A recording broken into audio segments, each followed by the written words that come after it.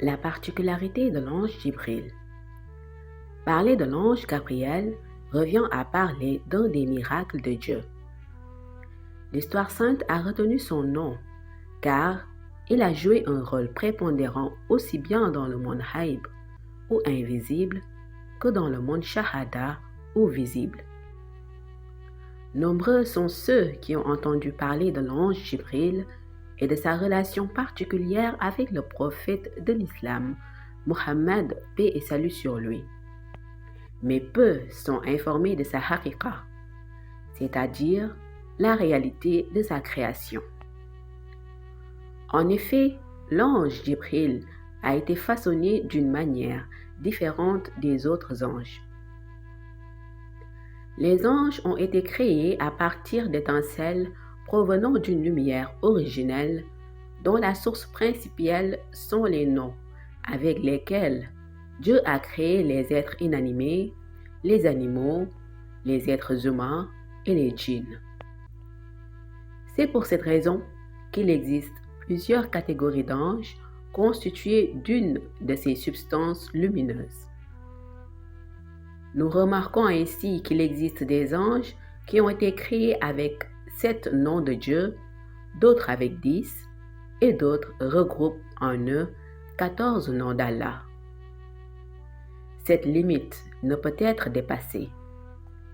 La particularité de Jibril réside dans le fait qu'il n'a été conçu qu'avec 4 noms divins. Mais cet état de fait ne remet pas en cause sa suprématie par rapport aux autres anges. La réalité de l'ange Jibril. Dieu a créé Jibril à partir de la lumière de son nom Ismuzati ou encore Allahu. Pourquoi a-t-il procédé ainsi? Tout simplement parce qu'il voulait que l'ange Jibril ait accès à ses uluhiyat. Il voulait faire de lui son porte-parole et son messager pour les missions du monde shahada. Allah subhanahu wa ta'ala, dont la parole n'est que lumière, voulait que Jibril soit capable de répondre à son appel et aussi accomplir ses missions au cœur des lumières divines.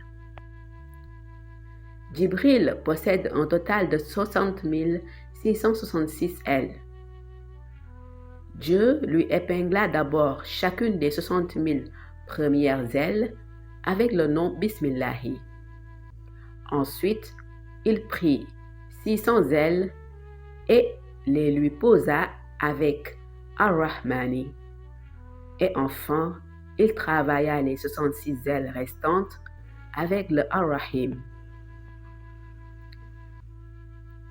C'est ainsi que lors de ses déplacements, l'ange Jibril déploie ses ailes grâce à la puissance de la Basmala, qui est Bismillahirrahmanirrahim. À cet instant précis, toute la lumière de Allahu scintille en lui. Lorsqu'il n'est pas en mission, Jibril se tient debout 24 heures sur 24 sur un tapis de lumière entièrement conçu avec le nom Al-Latif.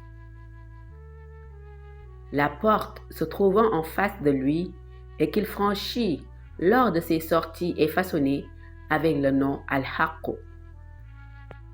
L'espace dans lequel il évolue est clôturé sur la droite par le nom Az-Zahir. À sa gauche par le nom Al-Batin, derrière lui Al-Ahir et au-dessus de lui le nom divin Al-Awwal. Ce sont ces noms de Dieu qui entourent l'ange Jibril depuis sa création. Allah a fait que la réalité de chacun de ces noms divins reflète une réalité de la vie de Jibril. Tous les degrés de lumière représentés par ces noms sont comptabilisés dans la personnalité de Jibril. Physiquement, l'ange Jibril est d'une blancheur éclatante et il incarne dans son être la lumière divine du nom Allahu. Ses 60 666 ailes brille grâce à la lumière de Bismillahir-Rahmanir-Rahim. La lumière d'Allahu est l'essence même de son être et la basmala le moteur qui le propulse lors de ses déplacements. La lumière d'Allahu est l'essence même de son être et la basmala le moteur qui le propulse lors de ses déplacements. Al-Latif, quant à lui procure l'assurance et l'aisance nécessaires à sa mission. Jibril est le seul ange à centraliser en lui la lumière des noms d'Allah qui constituent son être, et également à représenter dans les degrés les plus élevés la lumière des noms divins qui l'entourent et qui constituent son espace vital. Nous tenons à signaler que le choix des noms divins par Allah concernant l'ange Jibril n'est pas anodin. Chacun des noms incarnés par Jibril a une résonance dans la haqiqa. Pourquoi Allahu est-il le fondement de son être? Tout simplement parce que Dieu, en tant qu'uluhiyat ou essence divine, suprême, souhaitait que Jibril puisse entendre sa parole lorsqu'il donnerait un ordre à exécuter. Et pour ce faire, il fallait absolument que l'ange Jibril ait un peu de cette forme de lumière exceptionnelle propre au Seigneur Tout-Puissant. Dieu l'en gratifia lorsqu'il procéda à sa création. Pourquoi Allahu est-il le fondement de son être? Tout simplement parce que Dieu, en tant qu'uluhiyat, ou essence divine suprême, souhaitait que Jibril puisse entendre sa parole lorsqu'il donnerait un ordre à exécuter. Et pour ce faire, il fallait absolument que l'ange Jibril ait un peu de cette forme de lumière exceptionnelle propre au Seigneur Tout-Puissant. Dieu l'en gratifia lorsqu'il procéda à sa création. L'ange Jibril et les noms divins. Malgré le fait que l'ange Jibril détenait dans son être cette lumière intense, il n'en demeure pas moins que la parole de Dieu, sortie des profondeurs de l'uluhiyat et filtrée dans cet espace intermédiaire jusqu'à ce qu'elle soit allégée et accessible à son oreille. Pour aller directement au sujet, il est important de savoir que l'ange Jibril réside dans un lieu où 4 noms divins constituent les hijabs ou représentations de lumière auxquels Dieu a rajouté 2 autres noms pour assurer sa protection. Ces hijabs constituent son milieu naturel. La basmala répartie dans ses ailes a pour but de faire savoir aux autres anges que Jibril ne se déplace que sur ordre divin et que lorsqu'il déploie ses ailes, c'est parce qu'il a une mission à accomplir. Le tapis de prière, représenté par le nom Al-Latif, qui signifie le bienveillant, recouvre de sa lumière l'ange Jibril afin de le protéger des dommages qu'il pourrait subir en chemin. Le nom Al-Haqqu, matérialisé par la porte en face de lui, fera savoir aux habitants des espaces intermédiaires que l'ange Jibril se déplace au nom de la vérité. À sa droite, le nom Al-Zahir lui permet de prendre une apparence humaine lorsqu'il est envoyé sur terre. Quand il vient sur terre, il prend toujours la forme d'un homme âgé de 64 ans. Lorsqu'il doit se rendre dans le monde barzakh ou l'au-delà, il passe par la porte se trouvant sur sa gauche et qui porte le nom de Al-Batin.